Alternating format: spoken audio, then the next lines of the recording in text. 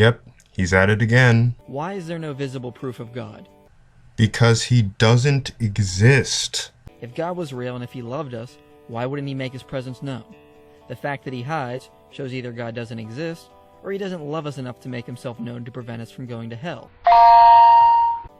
However, the more I studied this question from a biblical perspective, the more I realized that there is no visible proof of God because he loves us. The fact that God doesn't make himself known empirically shows how much he truly loves us. You've got to be shitting me. You should know Jesus already answered this question in the Bible when he gave the parable of the rich man in hell.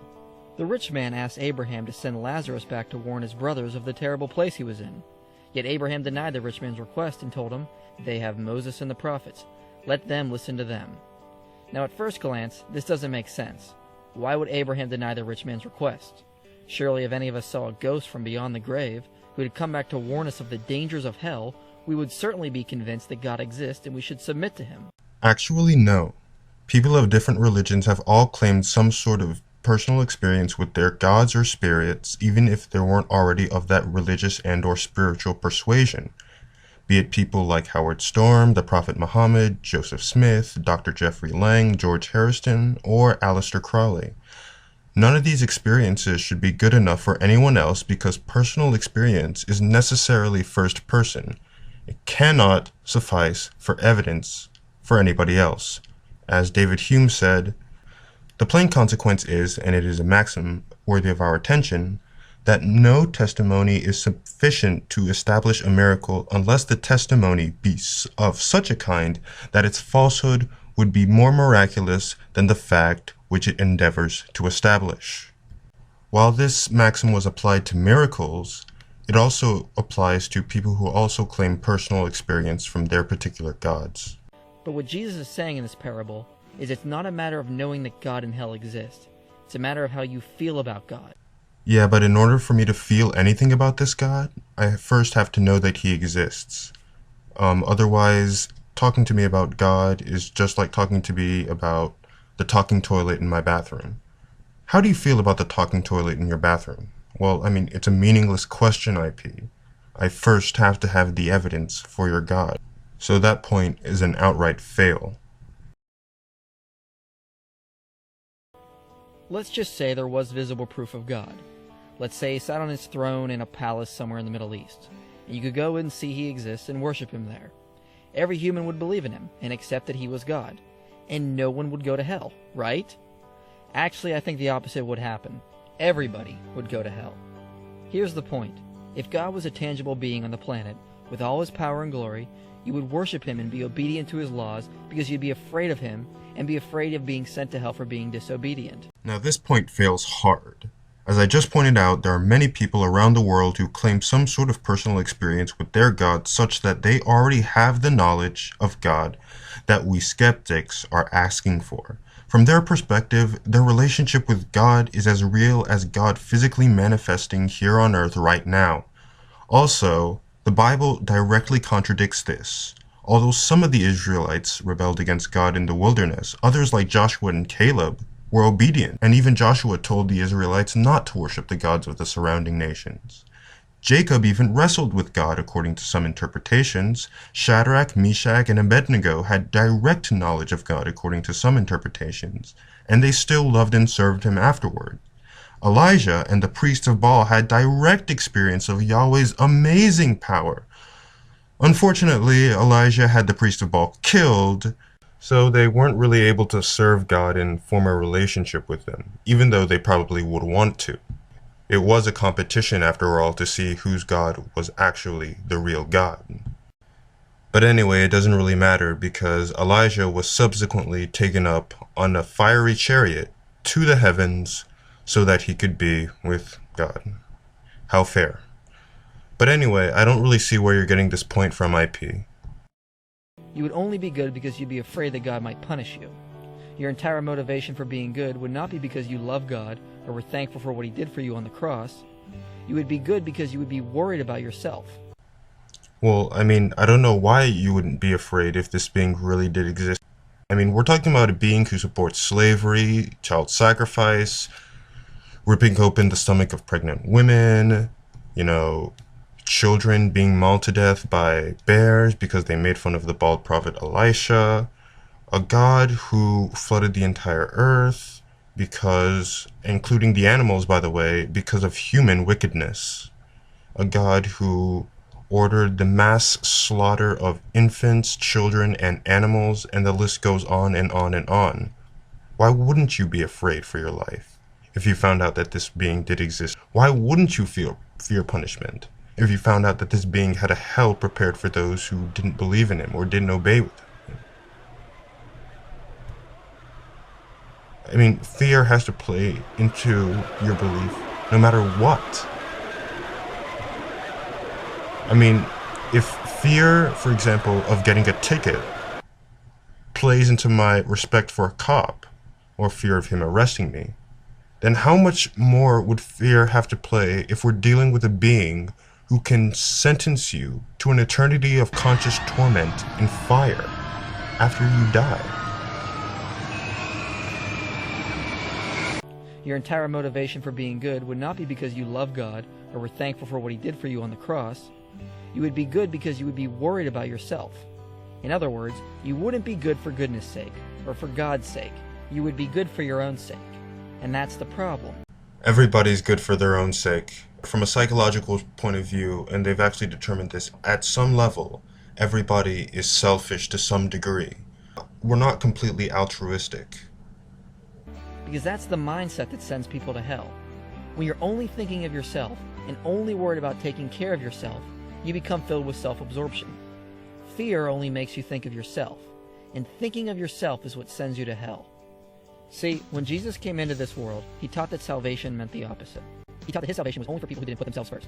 In Matthew 10:39 he said, "He who finds his life will lose it, and he who loses his life for my sake will find it." Then in Matthew 25, he gave the parable of the talents, which is a story of servants. 2 go out and serve their king with the money the king gives them. And the third becomes filled with fear and buries the money the king gives him because he's afraid of what the king might do to him. And because the servant is only thinking of himself, he hides the money for his own safety. Thus the king disposes of him, because the servant was self-absorbed. Maybe not in the usual way we think of self-absorption, but nonetheless, he was still self-absorbed.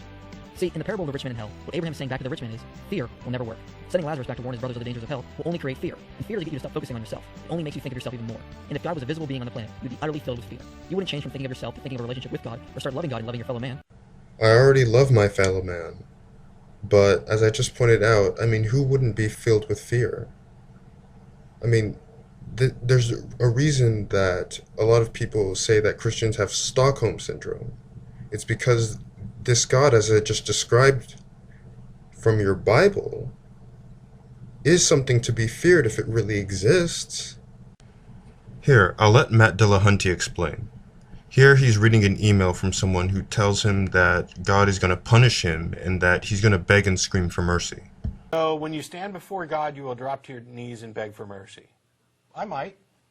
I mean, you know, if in fact this guy exists, and people have asked, well, what would you say? And I always reply with things similar to what Ingersoll and others have said, which is, you know, I'll say, hey, I was honest in my thinking.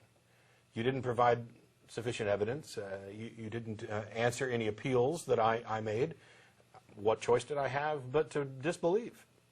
Would you have rather that I just accepted something that I found to be immoral and unjustified, just on the off chance that it might be true in order to avoid punishment?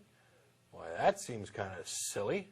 Would you rather I not use this wonderful brain that you have given me? Yeah, the methodology that you've allowed us to determine everything else. I mean, this is absurd. So really, I mean, what we're talking about is a guy who essentially would have a gun to my head. Well, somebody walks in the studio and puts a gun to my head and says, I'm going to shoot you in the head unless you accept Jesus as your... Okay, I love you, Jesus. Absolutely. It doesn't mean I mean it or I believe that anything's in particular true, but, you know, if you're going to try and operate the universe by thuggery, I don't know how you're any different from a loan shark. Yeah. But... you know, break my kneecaps if I don't tell you how much. You know, and I've asked people, parents, specifically parents, about this before, about, you know, you've got kids.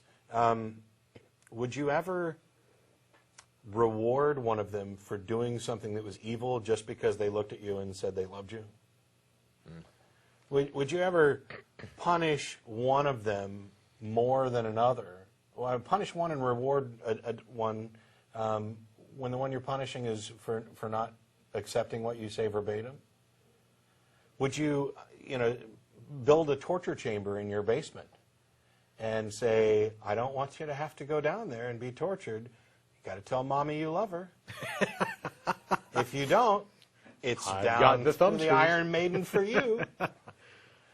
Oh, and by the way, would you ever punish any of your kids forever for one thing that you did? For anything that you've done, Even if could it be worth eternal torment? Yeah.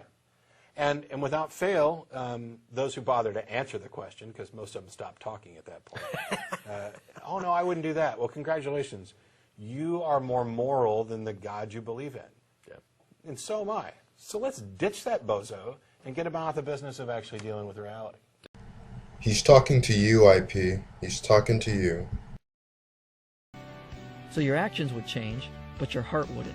It would still be self-absorbed, just in a different way, but still self-absorbed. What changes your heart is learning what God did for you on the cross, knowing the most radical act of love that ever happened, which is when God went willingly to the cross to take our place, even though we didn't deserve it. And where you find that is in reading about Moses and the prophets. When you learn about that and accept it as truth, then your heart begins to change, and you see that even though you deserve hell, God took it upon himself. When you know the love of God, that is when your heart begins to change. Many people have a misconception about the path to heaven. They think it's just living a good life and following all the rules. So if God was real, he should make his presence known, so I'll know that heaven and hell exist and I can follow all of God's commandments. But when people do that, the heart doesn't change. You're still self-absorbed, because your attitude becomes, I'm doing good, I'm working hard, so God has to bless me. And you're only thinking of yourself. You are using your moral deeds to force God to bless you. The only way to change the heart is through a radical transformation of love, and we see that love when we read about Jesus and what he did on the cross. If God was a powerful king on the planet, you wouldn't see the love he gave for you there. All you would see is this mighty king, and you would never know the love he has for you or what he really wanted for you. You would just be filled with fear and self-absorption. He creates Adam and Eve. They fail. He banishes them out of the garden. Then there's the Tower of Babel. Then there's the flood. And then there's there's the flood and then the Tower of Babel. Sorry, I got that backwards. It's failure after failure after failure after failure after failure. And then finally it culminates in the only loophole that the creator of all the laws of the universe can come up with. Why didn't he just forgive everybody or change the laws? But instead he has to create a loophole where he comes down bodily and sacrifices himself to act as a loophole for a rule that he created. It's absurd. It is laughably absurd, and it's immoral. Many people have a misconception that God kicked Adam and Eve out of the garden because he didn't want to be with them anymore, which is not true. Jesus had Adam and Eve leave the garden because he saw they had become self-absorbed. Dude, he created them in the first place knowing that they would become quote-unquote self-absorbed. I don't know where you're bringing this self-absorption into this. But anyway, he knew that this would happen. It's not as if, oh, wait a minute, you guys screwed up? Damn it, why'd you guys screw up? Oh, no, it's more of, I created this people knowing that they would screw up, knowing that they wouldn't be able to live up to my standards. And I put a snake in the garden. Why? I just put the snake in the garden, what? Thinking that the snake was gonna just mind its own business? And I put a tree in the garden?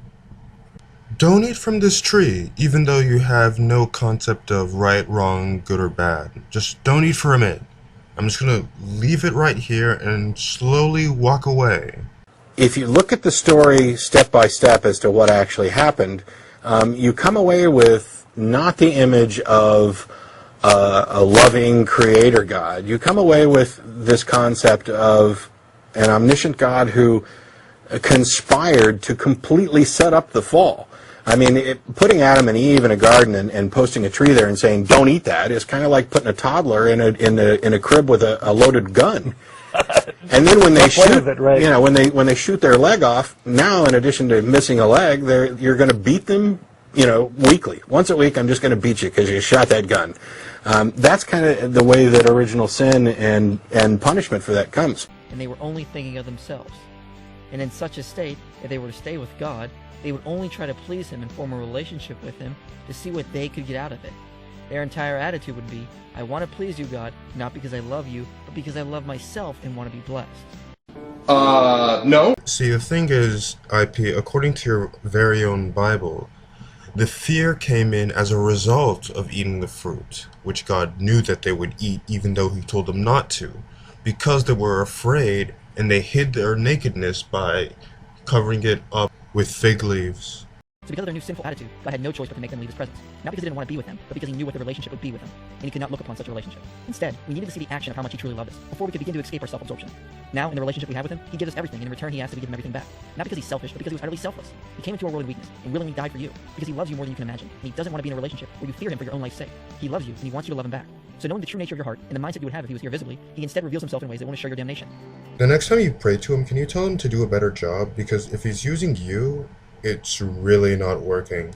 All I see is a guy who's making a fool of himself on YouTube presenting bullshit arguments like this one. Conclude, all is mind. The universe is a mental construct.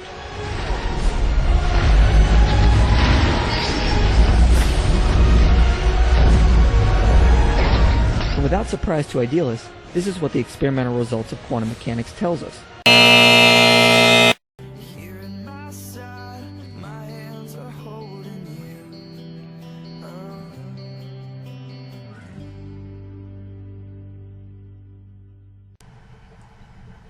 Cool.